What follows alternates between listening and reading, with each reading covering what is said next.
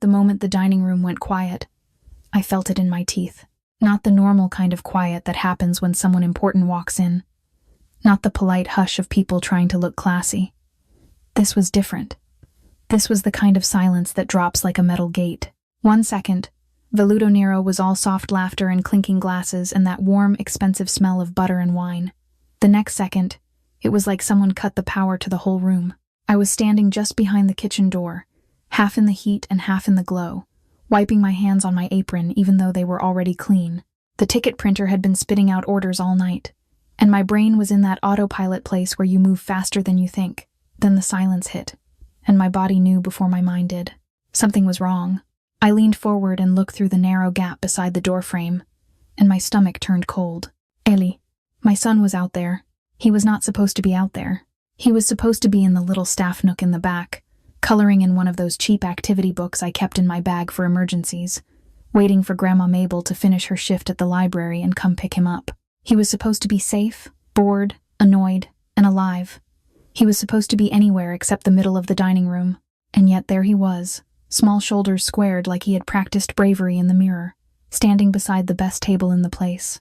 His hand was wrapped around a man's tie. Not just any man. Damian Rosetti sat in that chair like it had been built for him. His suit looked like it cost more than my car, and the fabric of his tie caught the candlelight the way water catches street lamp glow. The kind of silk you do not touch unless you belong in his world. The kind of tie you do not grab unless you want to lose your hand. Eli's fingers were clenched around it anyway. He looked tiny against Damian, like a sparrow trying to hold down a storm. I felt my throat tighten, that dry, buzzing panic that makes you swallow too hard. My hands went numb even as sweat gathered under my collar. In the kitchen, pans still sizzled. Someone behind me called out an order number. The smells kept moving, garlic and rosemary and fried oil, but my brain stopped processing it all. All I could see was my kid's knuckles turning pale around that tie, around Damian Rosetti. Everyone in Ravenport knew his name, even if we pretended we didn't. People didn't talk about him the way they talked about local politicians or old money families. They talked about him the way they talked about the tide, like a force that would do what it wanted no matter what you deserved. I had seen him before, of course. You work at Veluto Nero long enough, you learn which table is his, even if nobody says it out loud. You learn the shape of the air when he's there. You learn that people stand straighter. You learn that the staff moves faster without being told. But I had never seen anyone touch him like that. Around his table, men sat with still shoulders and empty faces. Not empty like bored, empty like trained. Their hands were not on the table the way normal customers ate. Their hands hovered in that subtle in-between place, near pockets, near jackets, near the hidden things you never want to confirm exist. I didn't have to see a weapon to know the room had them. One of those men shifted, just a fraction, and the movement made my skin prickle. Not because it was big, because it was controlled. Like a predator adjusting its weight. Damian didn't move. That was the part that scared me most. His posture didn't change. He didn't flinch. He didn't jerk the tie away. He didn't look around for permission. He simply turned his gaze down, slow and precise, until his eyes met my son's face. The candlelight made shadows on Damian's cheekbones and jaw, and his expression was calm in a way that felt heavier than anger, like a door closing quietly instead of slamming, like a decision being made without drama. I wanted to run. I wanted to burst through that door, scoop Eli up, and apologize until my tongue bled. I wanted to tell Damian it was my fault, that I was tired, that I was doing my best, that I was just a single mom who picked up extra shifts because rent doesn't care about exhaustion. But I couldn't move, because I knew what running would look like to those men. I knew what a sudden grab would look like. I knew how fast a mistake can turn into a tragedy when you are surrounded by people who live by different rules. So I stayed frozen in the doorway, nails digging into my palm, and I watched. And while I watched, all the reasons I'd tried so hard to keep Eli away from this world rushed through me like bitter water. I thought about the past month of late nights and split shifts, the way my paycheck always disappeared before it even hit my account. I thought about the landlord's texts that never used full sentences, just pressure.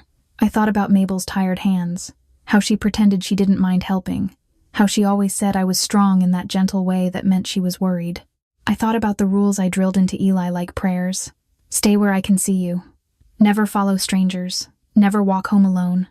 Never talk to people in black cars. Never, never, never. He knew those rules. I knew he knew them.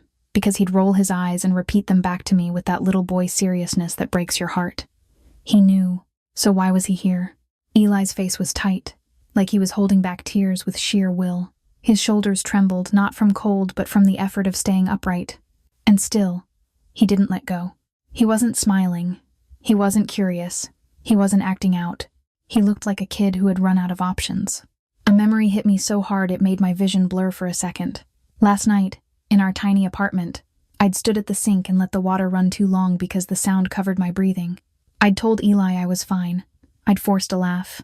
I'd kissed his forehead and pretended the tightness in my chest was just a long day. I had hidden my fear like it was something shameful. And now my son was standing in a room full of people who could end lives with a phone call, holding a silk tie like it was the only thing keeping him from drowning. Damian's gaze stayed on him, unreadable, patient in a way that made my stomach twist. One of the men at his table looked like he was waiting for a signal. Another looked like he already knew how this would end. But Damian didn't give them anything. He simply watched my child like he was listening with his eyes.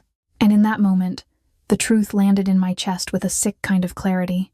Eli didn't come out here to be brave for fun. He came out here to say something that mattered. To accuse someone. To name the kind of hurt I'd tried to swallow whole. The room was waiting for Damian Rosetti to decide whether my son's courage would be punished or answered. And Damian, still as stone, finally shifted his attention in a way that felt like the start of a storm. Damian's attention settled on Eli the way a lock clicks shut, quiet, final, and impossible to argue with. I stayed glued to the kitchen threshold, 1 foot in the heat, 1 foot in the candlelit world where I didn't belong. My body kept begging me to move, to do something, to be a mother in the way mothers are supposed to be. But my mind kept flashing the same warning over and over. Sudden movements get misunderstood in rooms like this. And this room was full of men who lived on misunderstandings. Eli's hand was still on that tie, but I saw it in his wrist first, how it trembled, how the courage in him was costing him something. He wasn't performing. He was hanging on. His eyes were shiny, wide, too old for his face.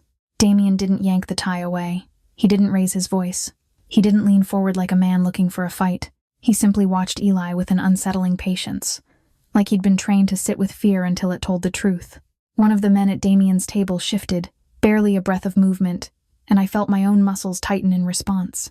Another man's hand slid a fraction closer to his jacket. Not fast, not obvious, just enough to let everyone know he was ready. It made my skin prickle. Because readiness in a place like this isn't protection. It's a promise. Then Damian made the smallest gesture, a subtle lift of a finger, and the men froze like someone had hit pause. No drama, no argument, just obedience. That was when I understood something I hadn't wanted to understand before. Damian's power wasn't in what he could do. It was in how little he had to do to make everyone else comply. Eli's mouth moved, and even from where I stood, I could see his throat working as if he had to force the words up from somewhere deep. I couldn't hear every syllable, but I didn't have to. I knew what he came to say because it was the thing I'd tried to bury in dishwater and bedtime stories. Someone connected to this man had made me cry until I couldn't breathe. My chest tightened with a hot, embarrassed anger. Not at Eli, never at Eli, but at myself. Because I had thought I could keep my pain private. I had thought I could hide it behind a smile and a clean uniform and the lie that everything was fine. Eli had seen straight through me anyway. Damian's expression didn't change in the way I expected. There was no offended flare, no ego bruise. If anything, the stillness in him sharpened, like a blade being turned slightly to catch the light. He was asking for specifics. Not comfort, not explanations. Proof. I saw it in the way his gaze moved down to Eli's hand, then up to Eli's face, then briefly to the men at his table as if reminding them that emotions were not evidence. The air around that table felt heavy with attention, the whole room leaning toward the moment without daring to move.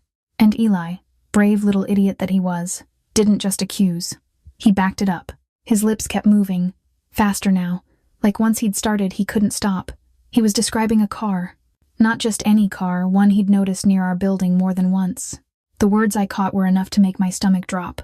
Black sedan. Always the same. Always lingering. A pattern. My son had been paying attention to things I wished he didn't have to notice. I watched Damian's eyes narrow. Not with anger, but with focus. The kind of focus you see in people who don't guess. People who confirm. That's what this was. Damian wasn't deciding whether Eli deserved punishment for touching him.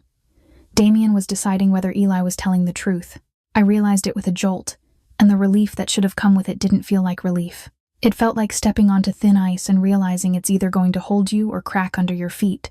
Eli added details, small, sharp things. A scratch on the rear bumper. A license plate that started with numbers and letters he shouldn't have remembered, but did. He'd seen it enough times to memorize it the way kids memorize cartoon theme songs. He'd been carrying that information around like a stone in his pocket, waiting for a moment when it mattered. Damian's right hand, Vince Morano, the scarred man who always looked like he'd been carved out of older trouble, shifted when Damian glanced his way. It wasn't a nod. It wasn't an order spoken out loud. It was something silent that landed like a command. Vince rose smoothly, already pulling out his phone, already stepping away as if the next part of the conversation wasn't meant for the room. His posture said he'd done this before. 1,000 times. He moved toward the edge of the dining area, where the shadows near the entrance could swallow him while he made calls. My mouth went dry. I tasted metal, because now it wasn't just a kid saying something big in a fancy restaurant. Now it was a system turning its gears. Damian's attention went back to Eli, steady and controlled. Eli's shoulders had started to sag, like the adrenaline was draining out of him, leaving nothing but exhaustion and fear. He was still standing there, still too small, still refusing to back down. But I saw the wobble in his knees. I saw how hard he was working to stay upright. That was when Damian did something that didn't fit the story people told about him. He reached for a glass of water and slid it toward Eli, not fast, not dramatic. Slow enough that no one could claim it was a threat. Gentle enough that the whole room seemed to blink. Eli stared at it like it might bite him. Like accepting it might mean trusting the wrong person. My heart twisted because I knew that look. That look was poverty and fear mixed together. That look was a child who'd learned too early that gifts can have strings. A server appeared like a ghost, placing bread within reach, the kind served warm with olive oil that smelled like herbs and comfort. Nobody had asked for it. Nobody needed to. It was as if the restaurant itself was trying to soften the edge of what was happening. From my spot in the doorway, I felt my eyes sting. Not because it was beautiful, but because it was complicated. I hated that I noticed the kindness. I hated that a piece of bread could make me feel like I was drowning and surfacing at the same time. Eli's hand finally loosened on the tie just a fraction. Not surrender. Exactly.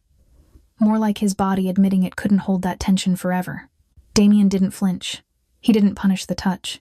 He simply remained there, holding the room in place with nothing but his calm. That calm was the scariest part, because anger burns out. Anger makes mistakes. Calm makes plans. Vince returned to the table's edge for a second, leaning in just enough to speak without the room hearing. I couldn't catch words, but I saw Damian's jaw tighten. I saw something hard settle behind his eyes. Axion. My pulse hammered as if it could shake me loose from the doorway. The warmth of Veluto Nero suddenly felt fake, like a set built over a trapdoor. Candlelight, crystal, soft music, and underneath it all, a current of violence that didn't need to show its teeth to be real. Eli looked up at Damian as if waiting for the next thing to happen, and I realized my son had walked into this room expecting consequences. What he hadn't expected was that he might be believed. What I hadn't expected was that Damian Rosetti would treat my child like a source, not an inconvenience. The night was shifting. The story was leaving the restaurant, and I could feel it in my bones. Whatever Damian was about to do, it wasn't going to stay contained inside Veluto Nero's warm, polite walls. Everything happened fast after that, like the restaurant had been holding its breath and finally exhaled. I pushed off the kitchen door frame and took one step into the dining room before my instincts slammed into a wall of reality. The space around Damian's table tightened, not with bodies piling in, but with intention. His men didn't rush. They didn't shout. They simply shifted chairs, angled, shoulders turned, sightlines closed until there was a clean corridor between Eli and the exit, and I was very clearly not part of it. I wanted to call Eli's name so badly my tongue burned, but I swallowed it down. Noise would make this worse. Panic would make me dangerous in their eyes. A mother lunging for her kid can look like a threat to people who live on threats. So I moved the way they forced me to move. Carefully. I slid around a server who had frozen mid-step with a tray in her hands. I slipped between tables where rich strangers suddenly found their napkins fascinating. Every pair of eyes in the room pretended not to watch, and every pair of eyes watched anyway. I could feel it like heat on the back of my neck. Eli was still standing by Damian, smaller than ever now that the moment had shifted from standoff to decision. His shoulders had drooped, and his hand wasn't gripping that tie anymore. He looked like a kid who had spent his last ounce of bravery and didn't know what came next. Neither did I. Damian rose. Not quickly. Not like a man startled. like a man concluding a meeting. That's what it felt like, concluded. Final. He didn't look at me. He didn't need to. My presence didn't change his calculus, and that cut deeper than any insult. My life was spinning off its axis, and he was still the center of his own gravity. Vince Morano was already at his side. Another man moved ahead toward the entrance, and the host stand seemed to shrink out of the way. The door opened as if someone had been holding it open this entire time. Eli started to follow them. I couldn't take it anymore. I stepped forward, faster than I'd planned, and the closest man's body shifted in my path. Not aggressive, not touching me, just there, a controlled obstacle. A reminder that my choices had narrowed. I stopped so sharply my shoes squeaked on the polished floor. My heart pounded so hard my ears rang. I tasted that same metal panic again, sharp and humiliating. I was right there.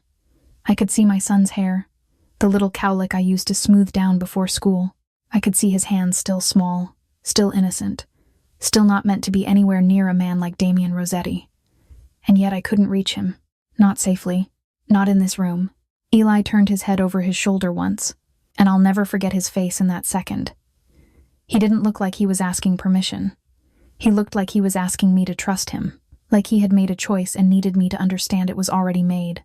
That look punched a hole straight through my chest, because I had taught him that. Not with words, with the way I'd been carrying pain like it was normal, with the way I'd been pretending I was fine.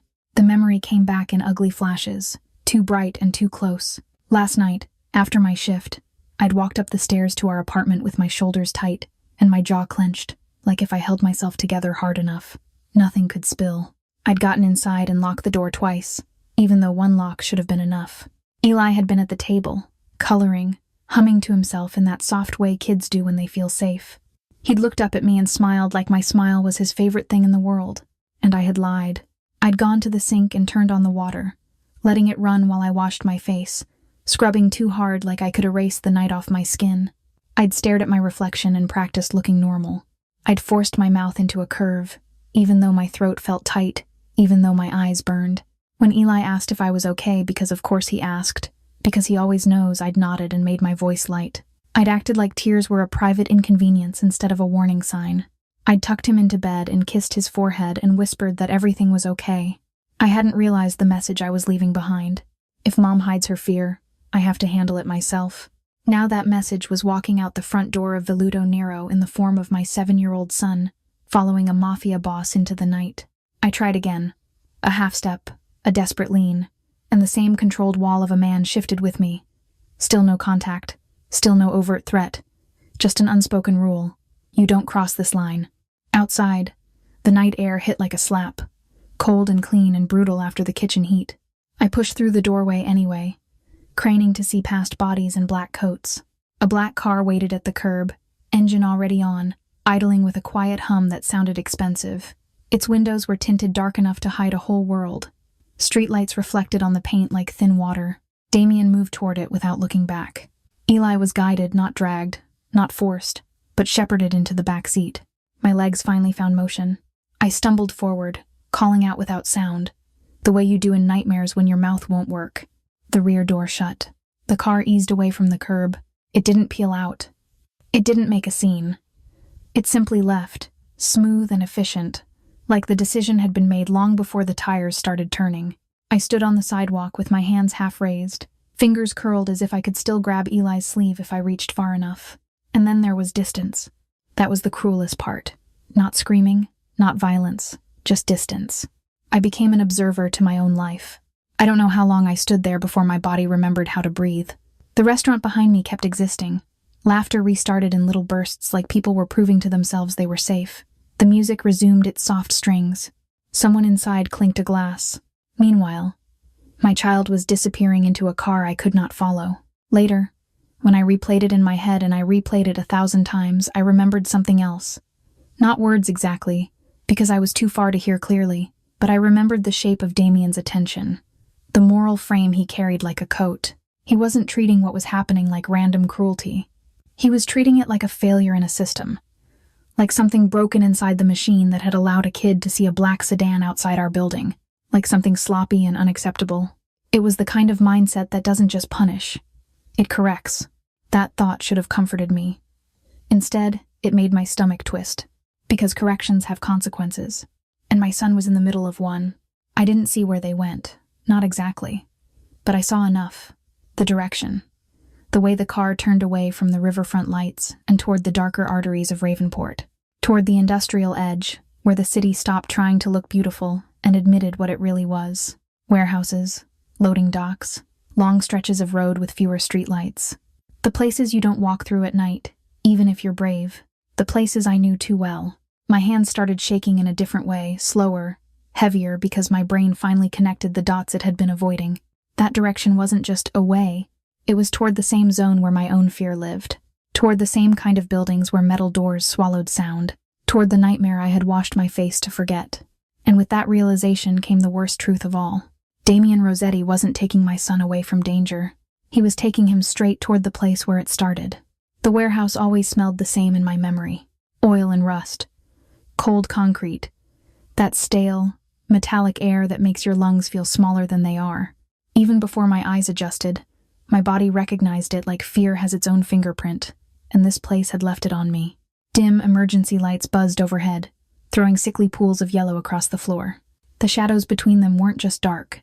They felt occupied, not by ghosts or monsters, but by the very real idea that nobody would hear you if you disappeared here. I knew this building, not because I'd ever had a reason to be near the industrial docks at night, but because I'd been dragged into this kind of space recently and forced to learn the details against my will.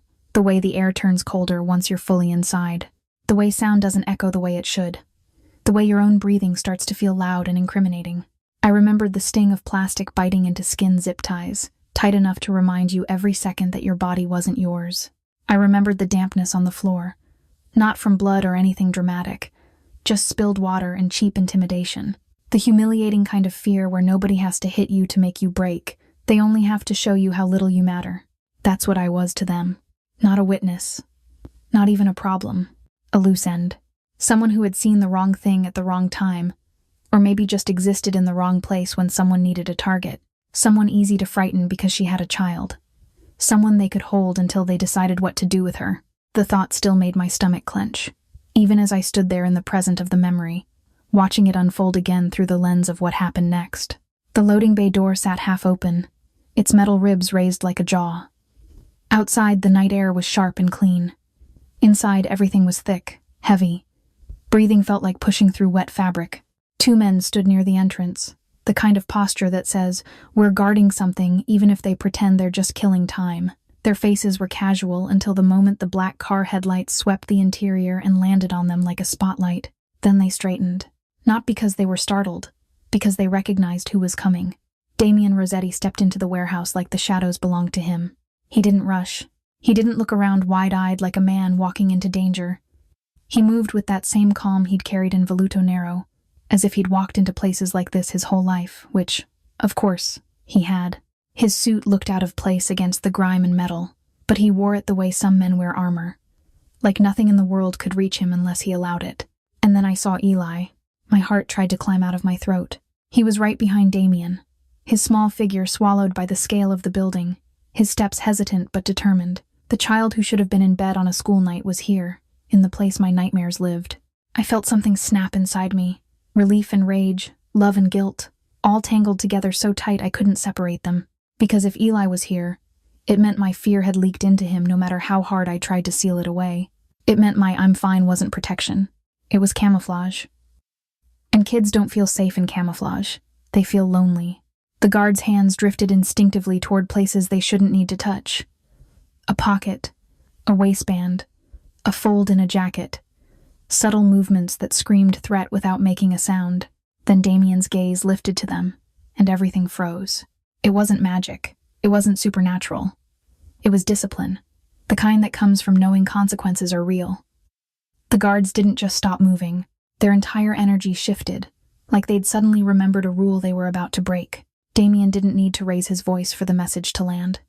The air around him got heavier anyway. He moved deeper into the warehouse, and the guard stepped aside like the building itself was rearranging to accommodate him. Eli followed, and every protective instinct in me screamed to run to him, to pull him back, to cover his eyes and get him out. But I couldn't, because in the memory, I was still the woman in the chair. Still the woman sitting under that buzzing light with her hands pinned by plastic ties, shoulders aching from being held still too long, still the woman who had tried to stay calm because panic only entertained them. I remembered the sound of footsteps approaching, the way hope feels like a mistake when you've been taught not to expect kindness. Then the shapes in the dim light resolved into people: Damian, Eli, and behind them, the moving outline of men who treated the warehouse like a worksite. Eli broke from Damian's side the moment he saw me. He didn't hesitate. He didn't look for permission. He ran toward me like his body knew where home was, even in the middle of terror. His small arms hit my knees first, and the shock of his warmth nearly made me sob. I leaned forward as far as the restraints allowed and pressed my face into his hair, breathing him in like oxygen. Relief flooded me so fast it hurt. And then, right behind it, guilt, because he shouldn't have had to be the one to find me. He shouldn't have had to put his hand on a dangerous man's tie to get his mother back. I wanted to whisper apologies until my voice broke. I wanted to promise him I'd never let it happen again. But in that moment, I didn't have words. I only had the pressure of his little body against mine and the shaky, desperate gratitude of being able to hold him. Damian watched us for a beat long enough for it to register that he noticed what mattered. Not long enough to pretend this was sentimental. His face stayed controlled, but the stillness in him sharpened in a way that made the hairs on my arms lift. His anger didn't look like anger. It looked like a decision. He shifted his attention to the guards, and something about his posture turned the warehouse colder. The men who'd been standing like owners suddenly looked like employees who'd made a catastrophic error. One of them moved toward me with a knife to cut the plastic ties. His hands shook, not from fear of me, from fear of Damian. The ties snapped free, and my wrists throbbed with returning blood flow. Pain flared, then dulled. I didn't care. I gathered Eli closer, wrapping my arms around him like I could build a wall out of my own bones. Damian's focus stayed on the men who had held me. The exchange that followed didn't need clear words for me to understand the meaning. Damian wasn't asking gently. He was extracting the truth. And the truth, when it came, hit like a stone thrown through glass. This hadn't been a random crew on the street. This hadn't been an outside enemy. Someone inside Damian's orbit had ordered it. A name surfaced, Brent Kessler, and the warehouse seemed to tilt. Because suddenly the fear wasn't just about what had happened to me. It was about what it meant. Brent wasn't some stranger. He was part of the structure, part of the system people whispered about when they whispered about Damian Rosetti. If Brent could decide I was disposable, then the danger wasn't out there. It was inside the house. Damian's face didn't change when he learned it, but I saw the impact anyway. In the way his jaw locked, in the way his eyes went distant for half a second, like he was mapping consequences in his head. He wasn't reacting like a man inconvenienced. He was reacting like a man realizing his own foundation had cracked. And in that moment, I understood the part nobody ever tells you about men like Damian Rosetti. He doesn't rescue people because he's kind. He rescues what belongs under his control. He corrects what stains his name. He fixes rot, because rot spreads. I held Eli tighter, and my relief turned into a new kind of fear. Because if Damian was correcting his own house, then I wasn't just being saved. I was being pulled into the story of his power. And that meant my life, Eli's life, was no longer only ours. It was under his attention now, under his protection, and I could already feel the shape of the next cage forming around us, even as my son's heartbeat steadied against my chest. The car ride out of the warehouse felt like a fever dream I kept trying to wake up from. Eli had gone quiet the second we were inside the black sedan. The kind of quiet that isn't calm, just spent. His head tipped toward the window at first, eyes open but unfocused, like he was watching streetlights pass through water. Then his lashes fluttered, and his body finally gave in. He slept in little broken pieces, jerking awake whenever the car slowed, then sinking back down when he realized my hand was still on his knee. My own hands wouldn't stop shaking. Not the dramatic kind of shaking you see in movies. The small, humiliating tremor that makes you fumble with seatbelts and drop things you've held 1,000 times. I kept pressing my palms against my thighs like I could pin the fear down. Damian sat near enough for me to feel the temperature of him without him touching me. That was the strangest part. He didn't crowd me. He didn't invade, and somehow his distance felt more controlling than closeness would have. Like he didn't need space to prove he owned the moment. The city changed outside the tinted glass. Ravenport's riverfront lights fell behind us, and the roads widened into darker stretches. The storefronts thinned. The buildings turned blunt and industrial. The air in my chest stayed tight even though the danger was technically behind us. Technically. I kept thinking about the way the warehouse smelled. How quickly the memory had come back. How fast Eli had run to me, like he'd been carrying his own fear all night, and finally dropped it at my feet. I had done that to him. Not on purpose, not with malice, with exhaustion, with pride. With the lie I told every parent tells at least once. I'm fine. I remembered last night again. The water running too long at my sink, my smile pulled over panic like a sheet. I remembered the way Eli watched me, quiet, absorbing everything I tried to hide. Kids don't need explanations. They just need truth they can trust. And I had given him a story that made him act alone. The safe house sat on the outskirts of Ravenport, where the city started to loosen into long driveways and empty lots. The neighborhood looked normal from the outside, which was probably the point. A place you could drive past without remembering. A place you could hide people without making them feel like they were in hiding. But the moment I stepped inside, I knew. This wasn't a home. It was a solution. The air was too clean. Not freshly cleaned, sterile. The furniture was generic, like it had been ordered in bulk. A couch that didn't sink. A coffee table with no scratches. A lamp that didn't feel chosen. The curtains hung perfectly straight, untouched, as if no one had ever opened them to let sunlight in. Even the quiet felt locked, not peaceful, controlled. Eli was carried to the couch by one of Damian's men with careful hands, and I hated that I felt grateful for the gentleness. I arranged a blanket over him, smoothing it the way I used to when he had nightmares as a toddler, like my hands could convince the world he was safe. He exhaled and relaxed into sleep, and something inside me unclenched just enough to sting. Damian stayed near the doorway between the living room and kitchen, not fully entering either space, as if he didn't want to contaminate the illusion of normal he'd built. He looked like he belonged nowhere and everywhere at once. I couldn't stop staring at him, because my brain kept trying to make him fit into a category that would help me survive. Villain, savior, threat, protector. He didn't fit neatly into any of them. He communicated the next steps with the same calm he'd shown at Veluto Nero, the kind of calm that made other people move faster. I caught fragments in the rhythm of his gestures and the way his attention shifted, and I understood what he was arranging without needing to hear it word for word. A doctor would come, discreet. No questions beyond what mattered for bruises and exhaustion. No paperwork energy. No how did this happen tone. Just quiet treatment purchased the same way everything else around Damian seemed purchased. In advance.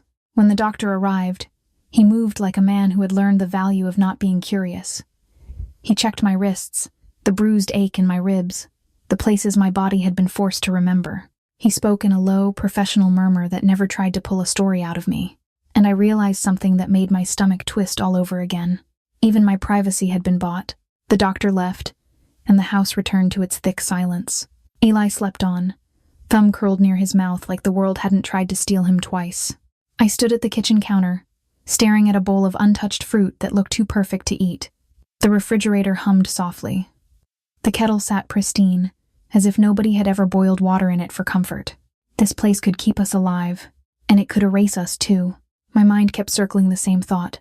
I cannot be kept. Not by fear. Not by a man. Not by a system that decides what I need without asking me. I needed work. Rent didn't pause for trauma. Bills didn't soften because I'd been treated like a loose end. Eli needed routine, not a polished cage with silent cameras I could feel, even if I couldn't see them. The worst part was that I could already sense the strings tightening, and I hadn't even agreed to hold them. Damian's rationale wasn't delivered as a plea for gratitude. It came across in the way he watched Eli sleeping, in the way his jaw set every time the warehouse flashed through my eyes. I understood it without him having to spell it out. Eli had crossed a line that most adults wouldn't dare cross. A child had grabbed Damian Rosetti in public and accused someone under his name, and Damian couldn't ignore that without admitting weakness inside his own house. Brent Kessler wasn't just a problem. He was rot. If Damian let rot spread, everything he controlled would eventually collapse. So this wasn't charity. This was correction, and correction meant control. I felt gratitude rise in me anyway, inconvenient and hot, the kind that makes you hate yourself because it feels like surrender. I was grateful Eli was breathing. I was grateful I wasn't still under that buzzing warehouse light. But gratitude doesn't erase resentment, because nobody had asked me if I wanted this protection. Nobody had offered me choices. It had been decided.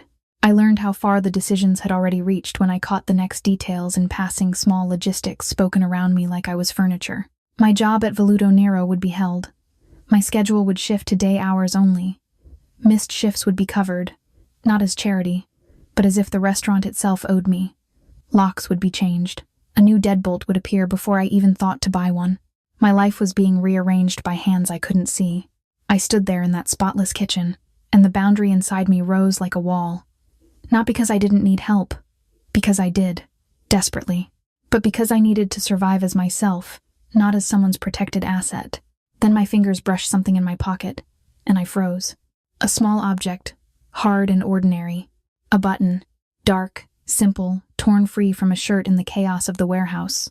I didn't remember putting it there, but I had. Of course I had. My brain had clung to something solid, something that proved the night was real and not a nightmare I'd imagined. I rolled it between my fingertips, feeling its tiny ridges, and a strange thought settled in my chest. Symbols are how people carry debt when numbers don't make sense. That's when I finally understood the safe house for what it really was. Shelter, yes, but also a message. To Brent Kessler, wherever he was. To anyone who might be watching. To the whole invisible network that measured power in fear and silence. Hannah Carter and her son were now under Damian Rosetti's name, whether I consented or not. I looked at Eli sleeping, then down at the button in my palm, and made a decision that felt like the only way to breathe again.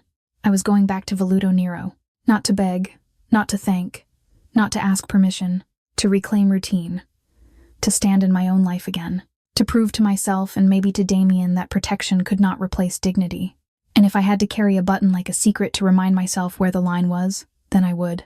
I went back to Veluto Nero on a Tuesday morning, the kind of gray day that makes the world look honest. I told myself it was for the paycheck, for the routine, for Eli, for Grandma Mabel who'd insisted she could handle school pickup while I worked my safe day shifts. But if I'm being honest, I also went back because the safe house had started to feel like a museum exhibit of my life, clean, quiet, and not mine. Work was mine. The kitchen hit me the moment I stepped through the back door. Heat, garlic, detergent, and metal. The hiss of a pan, the slap of a cutting board, the ticket printer chattering like an anxious bird. Sounds so familiar they almost made me dizzy with relief. Almost. Because the people were different. Not in who they were, but in how they looked at me. A line cook I'd joked with for months offered a careful smile that didn't reach his eyes. A server paused like she wanted to hug me, then remembered where we were and settled for a nod that carried too much sympathy. The manager's face did that quick softening thing, pity, concern. Whatever you call it when someone wants to ask questions and is afraid of the answers. Curiosity clung to me like steam. I felt the urge to shrink, to become smaller, quieter, easier. The old survival habit of making myself invisible so nobody could aim at me, but I didn't come back to disappear. So I tied my apron, washed my hands, and slid into autopilot like it was armor. Chop, wipe, plate, repeat. The rhythm didn't fix anything, but it gave my mind rails to run on. When intrusive images tried to break through yellow emergency lights, cold concrete, zip ties biting, I forced my focus back to the present. Knife, board, ticket, breath. I told myself if I could keep my hands moving, my life would follow. Day shift had a different personality than night. The dining room still glowed with candles, but it felt less like a stage and more like a room people happened to eat in. Fewer power suits, less perfume, more lunch meetings, quiet anniversaries, old couples sharing dessert with a tenderness that made my chest ache. And still, Veluto Nero belonged to him. I didn't need a memo to know it. I felt it the way you feel a storm before it arrives. I noticed the shift in gravity first. A subtle hush in the front, not fear exactly, more like respect mixed with caution. A server moved faster without being told. The host straightened. Even the air seemed to steady itself. Damian Rosetti was there. Early. His table was the same one, tucked just enough into the corner to command the room without begging for attention. He wasn't eating. Paperwork was spread in neat, controlled disorder. He looked like a man conducting business in a place that didn't require an office because he was the office. Two men sat nearby. Not close enough to crowd him, but close enough to form a perimeter. They didn't scan the room dramatically. They didn't look like bouncers. They looked like ordinary men who had trained themselves to notice everything without moving. Subtle security, quiet influence. I stood near the pass window, pretending I was just checking plating, while my pulse did its own dishonest sprint. I didn't want to look at him. I also couldn't stop. The safe house had given me time to heal my body. It hadn't given me a way to file him away. He existed in my life now like a new law of physics. I could dislike it. I could resist it, but I couldn't ignore it. In my pocket, something small pressed against my thigh. The button. I'd carried it like a secret since the warehouse, rolling it between my fingers when I couldn't sleep. It was ridiculous, holding onto a piece of plastic like it mattered. But it did matter. Because it was proof. Proof that the night was real. Proof that the rescue wasn't a dream. Proof that my life had been tugged into a story I didn't ask for. And also, if I'm honest, proof that I still had a choice about something. I didn't want to owe Damian anything. Debt feels like a chain, even when it's wrapped in kindness. I'd spent my whole adult life scraping for dignity, learning how to accept help without letting it turn into ownership. The safe house had been shelter, but it had also been a reminder that I could be moved like an object if someone powerful decided it. Returning a button wouldn't cancel out what he'd done. It wouldn't make us even. Nothing could, but it was something I could do on my own terms. So when the lunch rush eased and the kitchen had a brief breath, I wiped my hands, took a steadying inhale, and walked out into the dining room. Every step felt too loud in my own ears. The dining room looked the same as always, white tablecloths, soft light, polished wood. And yet walking toward Damian's table felt like stepping into a different climate. The temperature didn't change, but my body acted like it had. My shoulders tightened. My throat went dry. My palms cooled. I stopped at the edge of his table. He lifted his gaze to me like he'd known I was coming long before I decided to move. Not surprised, not hostile, just present. Completely, unnervingly present. I didn't speak. Not because I didn't have words, but because words felt dangerous. Words could turn into requests. Requests could turn into favors. Favors could turn into chains. Instead, I reached into my pocket and set the button on the polished wood. It looked almost stupid sitting there, small, dark, ordinary against the expensive surface. Like a penny on a marble counter. Like a child's toy in a boardroom. My fingers hovered a second longer than they needed to, as if my hand didn't want to let go. That button had lived through my fear with me. It had listened to my thoughts at 3 a.m. It had been the one solid thing I could hold when everything else felt borrowed and unstable. Letting it go felt like admitting the story was real. Damian looked at it for a long moment. His face stayed calm, but something in the stillness shifted, the way a man's posture changes when he recognizes a detail that matters. Then, with one finger, he nudged it back toward me. No drama, no insistence. Just a quiet refusal to accept what I was trying to give back. I didn't interpret it as rejection. It felt more like a boundary, or maybe a message. Keep it, hold it, carry it. The meaning landed in me without needing translation. Damian didn't deal in belief. He dealt in confirmation, in proof, in objects that could be pointed to when the world got messy. A button wasn't romance. It wasn't a promise. It was evidence, a token, a reminder that consequences existed and had names, and there was something else under it. Something that made my chest tighten. A strange, private language, as if he was telling me that the night had left marks on both of us, and we were both going to carry something that didn't belong in our hands. I picked the button up again, slower than before, and curled it into my palm. My fingers closed around it the way Eli's fingers had closed around a tie tight, purposeful, scared. For a moment, neither of us moved. The room kept breathing around us. Silverware clinked at other tables. A server passed behind me carrying plates. Somebody laughed too loudly near the bar. Normal life insisting it still existed. And yet I felt the charged quiet between us like a wire pulled taut. I wasn't grateful in a soft, sweet way. I was grateful in a way that scared me, because it came with relief. Relief that my son was alive. Relief that someone with power had chosen to correct the rot instead of letting it swallow us. And at the same time, I was resentful, because I hadn't consented to the cost. I stepped back, still holding the button, and returned to the kitchen without looking over my shoulder. I didn't want to know if he watched me go. I didn't want to know if he let me leave because he trusted me or because he didn't have to stop me. The rest of the shift went by in chunks of motion. My body worked.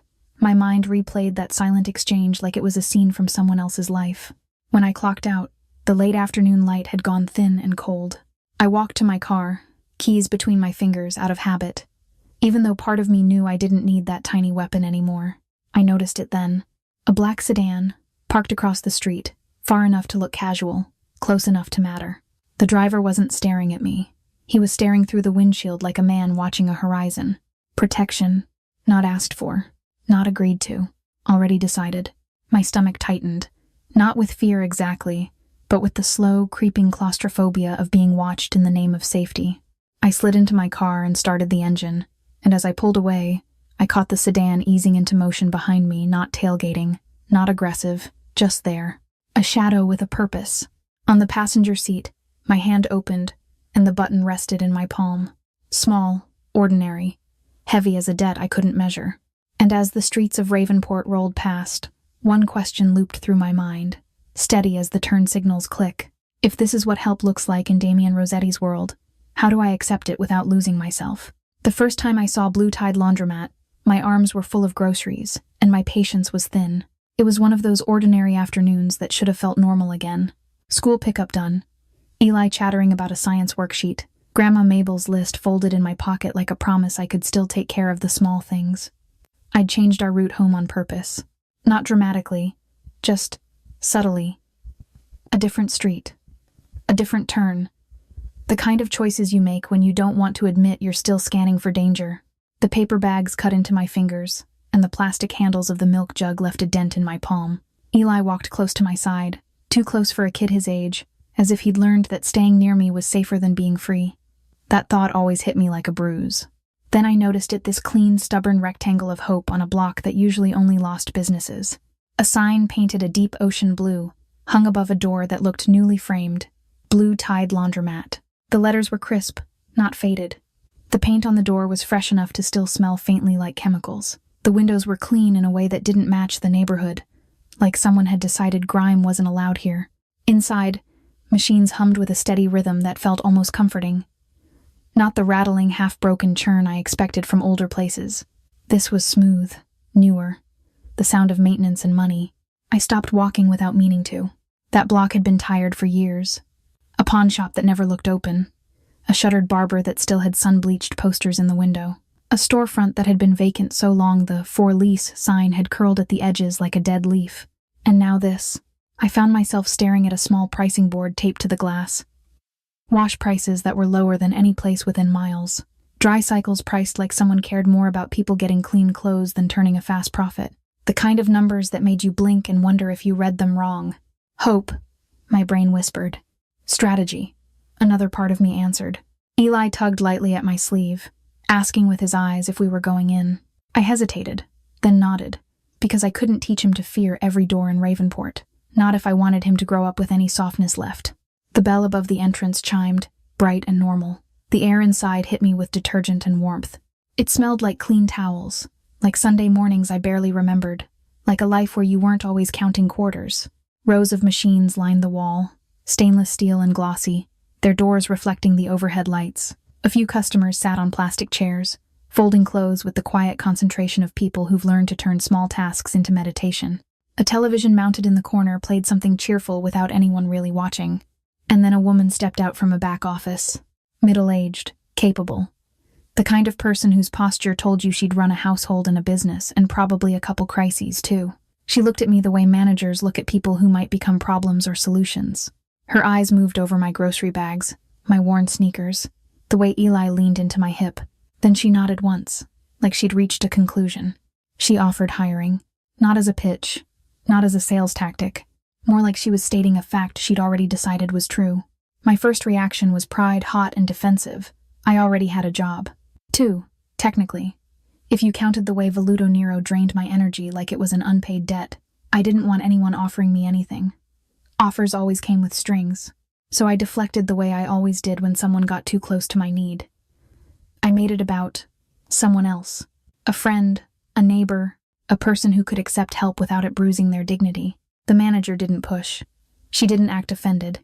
She simply handed me a card, calm and sure, as if she already knew I'd be back. I slid the card into my pocket, and I felt the button there too, the small dark weight I'd started carrying around like a secret. 2 objects, 2 kinds of pressure. Eli watched the machine spin with fascination. For a second he looked like a normal kid again, not a kid who'd grabbed a mafia boss's tie and walked into a warehouse because his mom's eyes looked wrong. That sight alone made my throat tighten. We left with our groceries and our quiet thoughts, the bell chiming behind us like an innocent goodbye. At home, Grandma Mabel had the kettle going before I even took off my shoes. Her house smelled like black tea and lemon and old books. The couch sagged in the middle, shaped by years of living and forgiving. A crocheted blanket lived permanently on the armrest, no matter how many times I folded it neatly. The place wasn't fancy, but it was real, lived in. Safe in the way only familiarity can be. Mabel's hands were steady when she poured the tea. Steady when she sliced apples for Eli. Steady when she touched my shoulder in passing, like she could feel the tremor in me without me admitting it. She studied my face with that quiet mother-grandmother intuition that makes you feel both loved and exposed. I could tell she wanted to ask what happened, what I wasn't saying, why my eyes seemed older than last week. I didn't give her the full truth. I couldn't. Not because she didn't deserve it, but because saying it out loud would make it even more real, and some part of me still wanted to believe I could outwork trauma. But emotion leaks. It always does. So I let her see a fraction. The fatigue, the edge, the way my hand still flinched when I heard a car door slam outside, the way I'd started positioning myself in rooms so I could see exits. Mabel didn't press. She never did. She just offered comfort the way she always had. Tea, warmth, presence, and a soft reminder that I didn't have to carry everything alone, even if I insisted on trying. That night, after Eli fell asleep in the back bedroom with his school clothes folded for the next day, I pulled the manager's card out again and stared at it under the kitchen light. I told myself it was nothing. A business offering jobs, normal, but my stomach didn't believe in coincidence anymore. The next morning, I found myself taking the same route past Blue Tide, pretending it was accidental, pretending my feet weren't guided by a question I couldn't stop asking. It was busier than yesterday. People came and went with laundry baskets balanced on hips. A mother wiped a toddler's hands with a wet wipe while waiting for a dryer. An older man folded shirts with military precision. Ordinary life. And then I noticed what I hadn't noticed the first time. Cameras. Not big, obvious ones meant to scare people. Small ones, discreet, mounted high at the corners so they could see everything without anyone feeling stared at. They blended into the building like they'd been part of the architecture all along. I noticed the door frame next. Reinforced. Subtle metal plating where it mattered. The kind of upgrade you don't install if you're just worried about teenagers stealing detergent. My skin prickled. I stepped back onto the sidewalk and looked at the street with new eyes. Not just the building, the placement.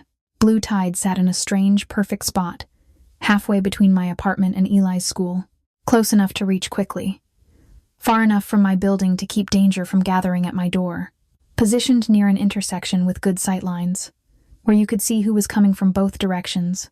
Geography turned into a plan. I stood there with my pulse tapping at my throat, and the realization landed like a weight. Damian Rosetti wasn't handing me cash. He was building options. He was shaping routes, creating places where I could earn instead of receive, where I could walk in with my head up and leave with money I'd worked for. Help that looked like dignity, so my pride wouldn't reject it on instinct. That should have made me grateful. It did, and it terrified me, because it was intimate in a way money wasn't. It meant someone had studied my life closely enough to know where I walked, what I needed, what I would accept, and what I would refuse. It meant he could reach into my world without ever stepping into my home. I went inside again. The manager looked up like she'd been expecting me, and her expression carried no surprise. She didn't act like she was rescuing me. She didn't act like she was doing charity. She acted like she was offering work. Work I could do. Hours that could bend around school, drop-off, and dinner, and Mabel's appointments. Pay that didn't insult me. Tasks that were physical but not crushing. Repetitive in a way that could become soothing. Like the kitchen rhythm I'd been hiding inside at Veluto Nero. My pride flared, then softened under the heavier truth. Survival isn't shameful. It's the job. So I accepted. Not like a woman begging.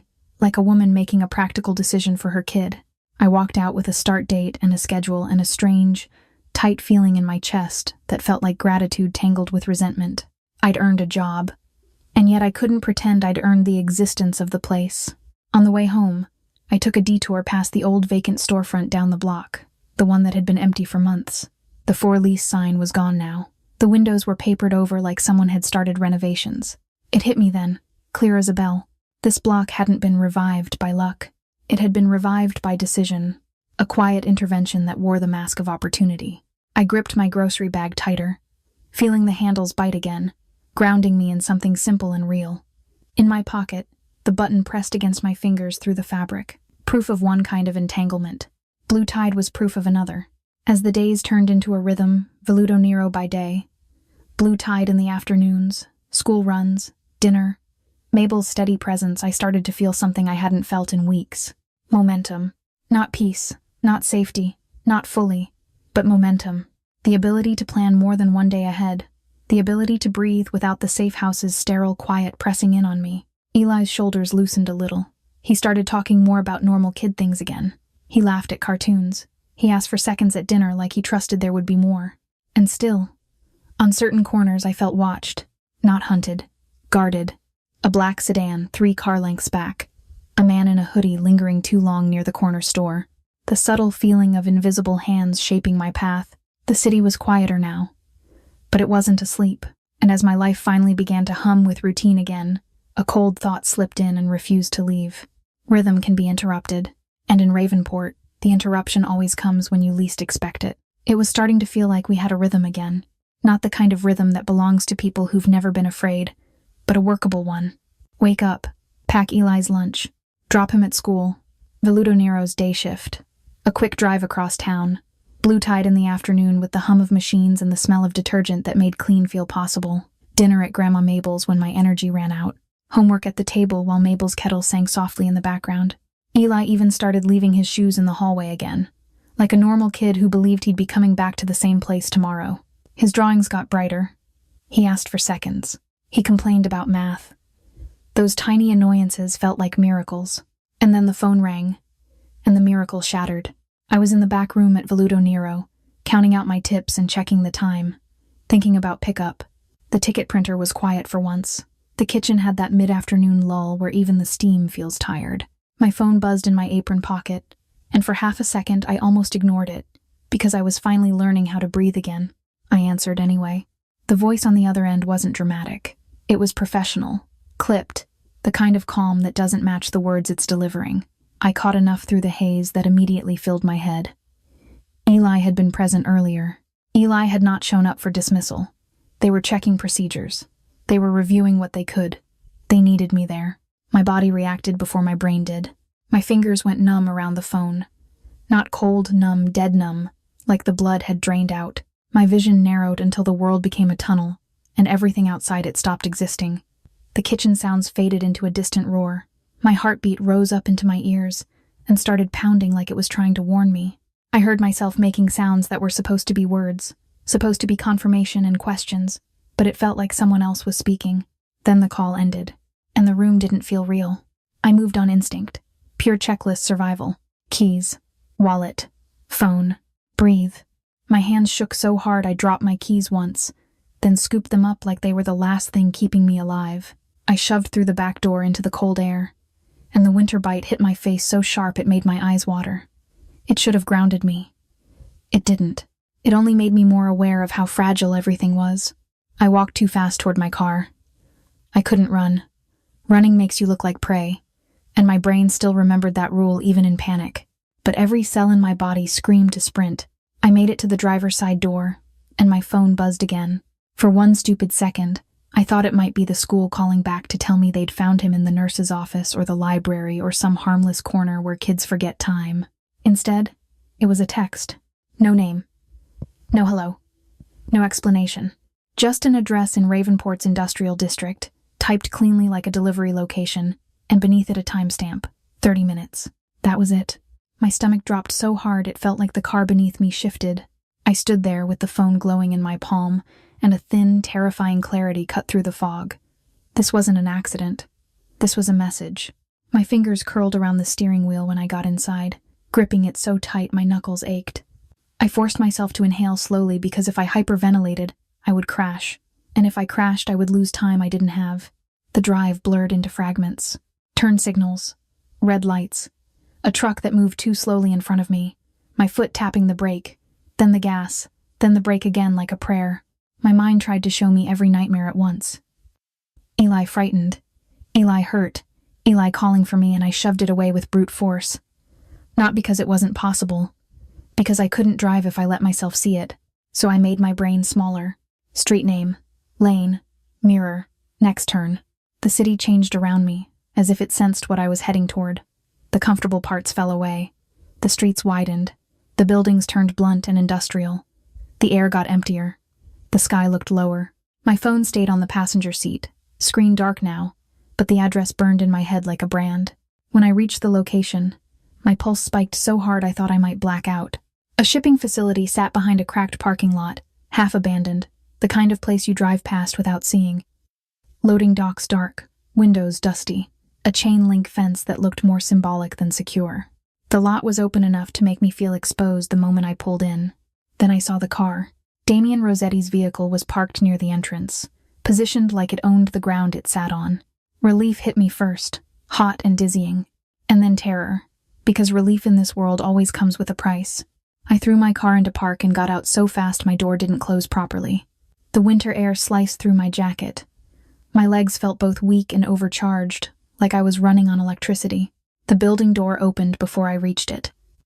One of Damian's men appeared, not blocking me but guiding me with a posture that said I should move quickly and quietly. Everything about him communicated.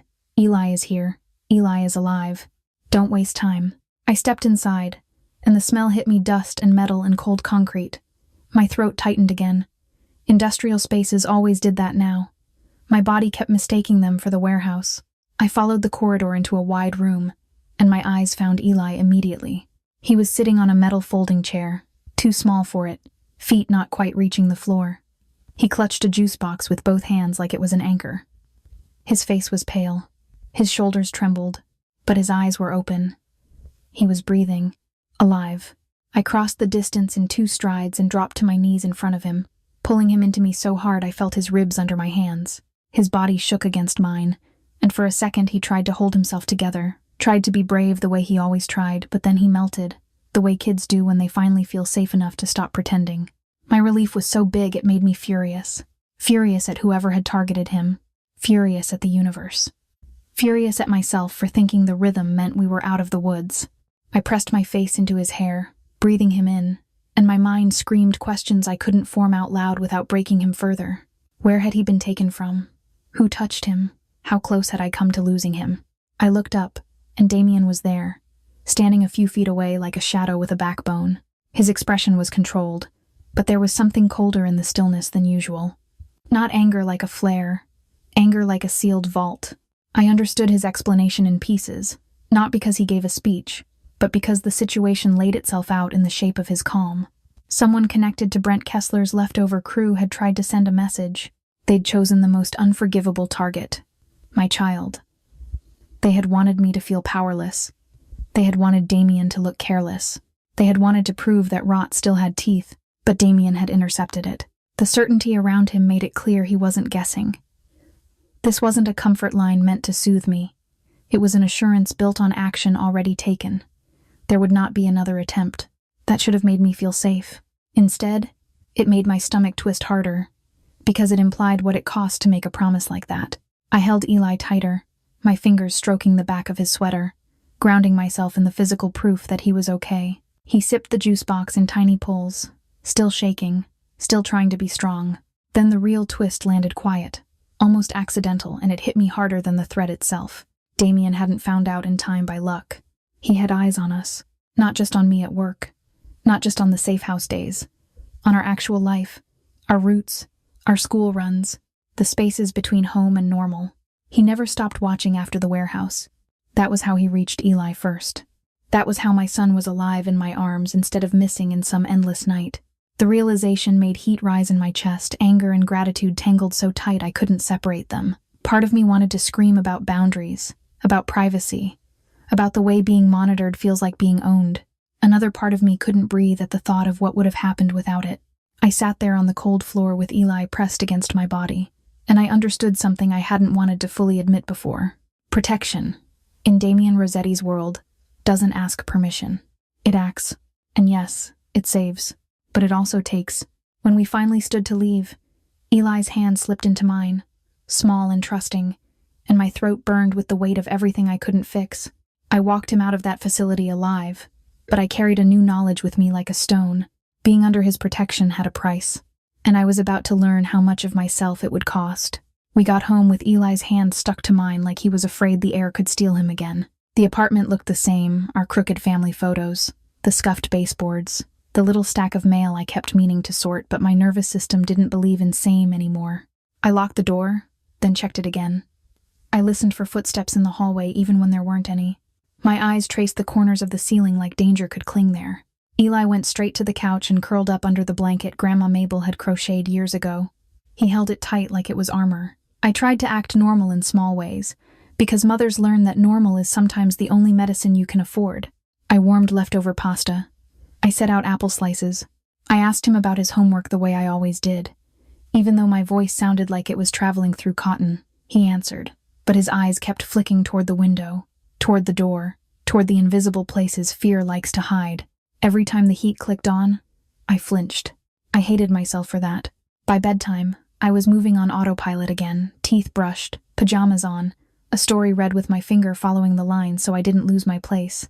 Eli tried to be brave. He kept his face composed the way he'd done in that warehouse and again on that folding chair. But when I kissed his forehead and turned off the light, he reached for my wrist in the dark and held on for a long second too long.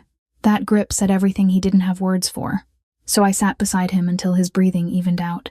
And while he slept, my mind kept doing what it had been trained to do. Scan, listen, predict. I wanted to feel grateful. I did feel grateful. Damian Rosetti had gotten to Eli before I did. Damian Rosetti had intercepted whatever message Brent Kessler's people tried to send. My son was alive because someone with power had decided my child mattered. But underneath that gratitude was a slower, darker emotion that made my stomach burn. Anger. Not just at the men who would target a child. Not just at the city that kept testing my limits. Anger that my life had been placed under surveillance without my consent. Anger that my autonomy, my right to move unseen, untracked, unclaimed, had been traded for safety like it was a fair deal anyone could make on my behalf. I kept trying to argue with myself in circles. If the watching saved him, how could I resent it? If the watching wasn't asked for, how could I accept it? I thought about the black sedan that followed at a distance, the invisible hands that seemed to move locks and schedules and routes. I thought about how my world had become easier to navigate and harder to own at the same time. Protection, I realized, was a kind of pressure, even when it felt gentle. And then there was the other side of Damian's protection, the side nobody says out loud.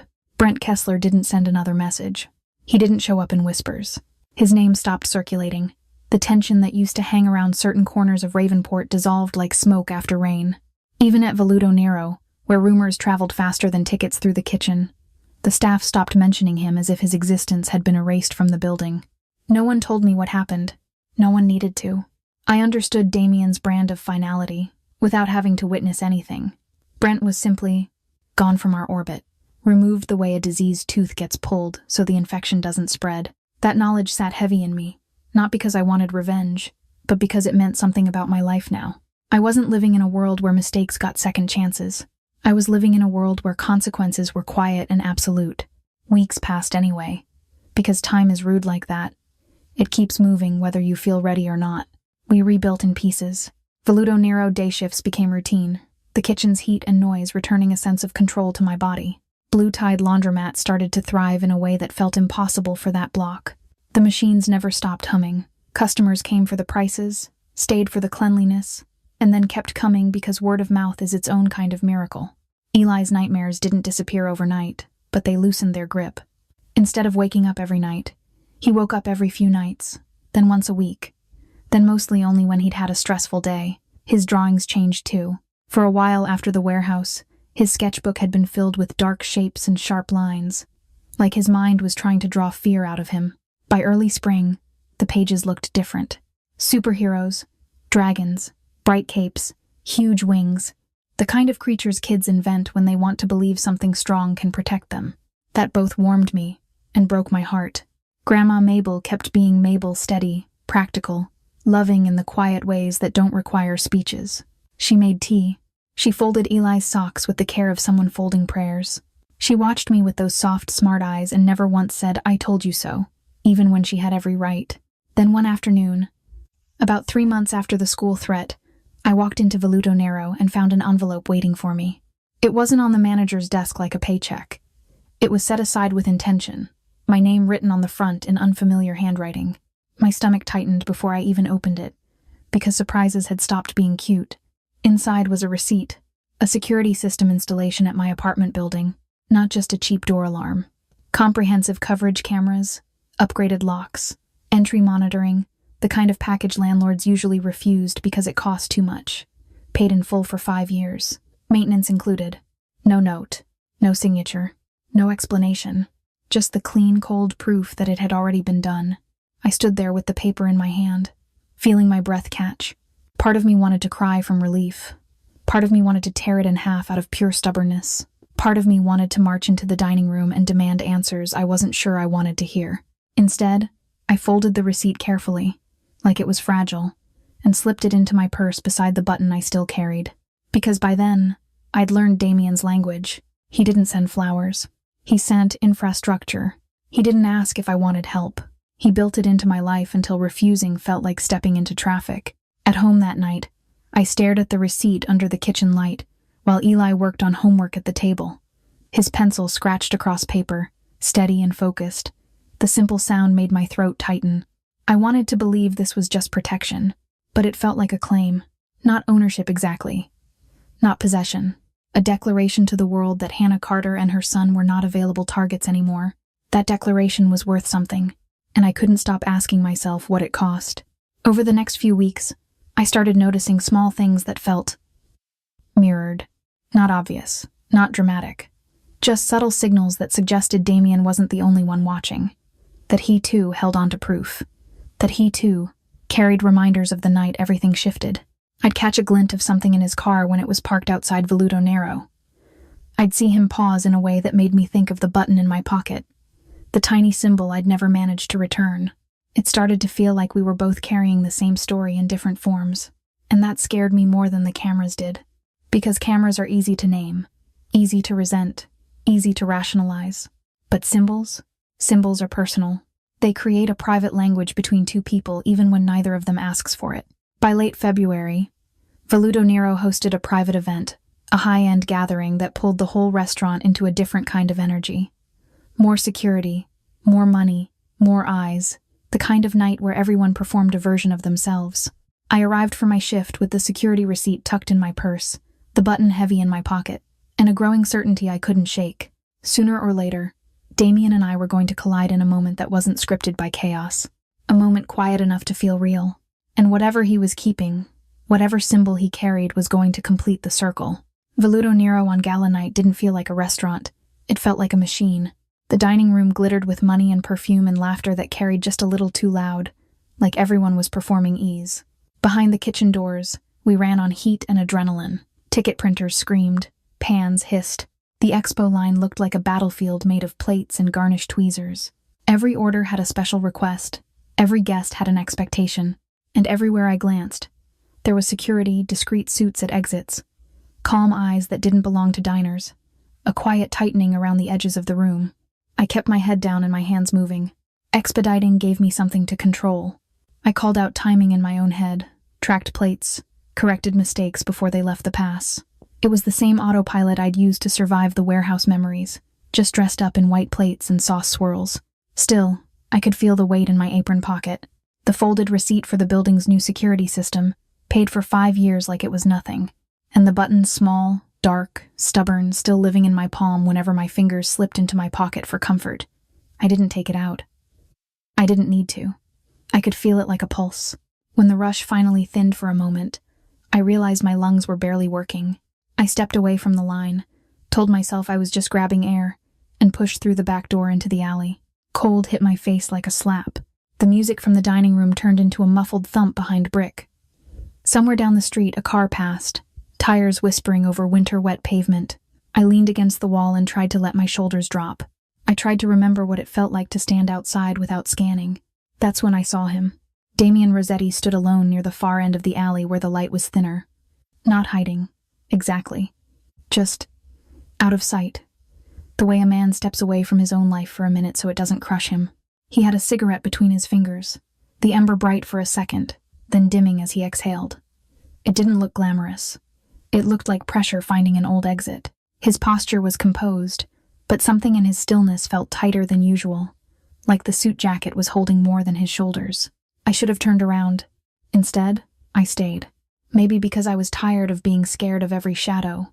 Maybe because part of me wanted to see him as human, not just as the force that rearranged my life. I didn't speak out loud. I didn't need to. The space between us held its own conversation, the kind built from everything we'd already survived. I found myself thinking about Eli. How his voice had changed in the months since the warehouse. How he asked questions now in that careful way, like he was testing if truth could hurt him again. How sometimes he asked about Damian not with fear, but with a kid's blunt curiosity about the man who had become a quiet legend in our home. I admitted, silently and honestly, that I had told my son a simple version of the truth, that Damian helped us when we needed it most, that people can be more than the worst thing you've heard about them, that courage doesn't always look like capes and muscles. Sometimes it looks like a man choosing responsibility when he could have chosen convenience. Damian listened the way he always did, without fidgeting, without rushing, like every word mattered even when it wasn't spoken. Then I remembered something from weeks ago, an impression that had stuck to me the way smoke sticks to fabric. The way his attention had softened, barely, when the button appeared on his table. The way I'd understood, without him saying it plainly, that it had belonged to something he cared about, not because it was expensive, because it was his. Familiar. A favorite shirt. A piece of normal he didn't get to have often. That detail should not have mattered to me. It did, because it made the symbol real. It made our strange private language feel less like debt and more like recognition. The alley stayed quiet.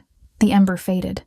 Damian crushed the cigarette under his shoe with a neat, controlled motion, like he was putting stress back where it belonged. I went inside again before the moment could turn into something messier. The kitchen swallowed me whole, heat, noise, motion, and I slid back into work. But I felt steadier. Not fixed, just anchored. Like I'd been reminded that boundaries could exist alongside understanding.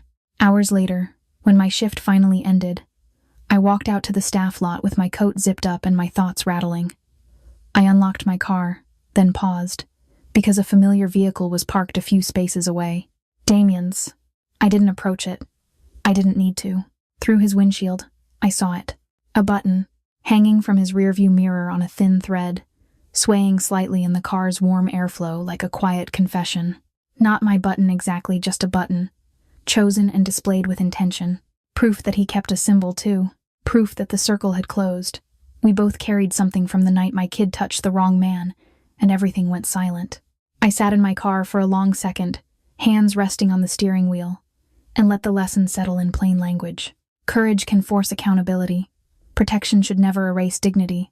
And if something that looks like love begins as safety, it still has to become choice.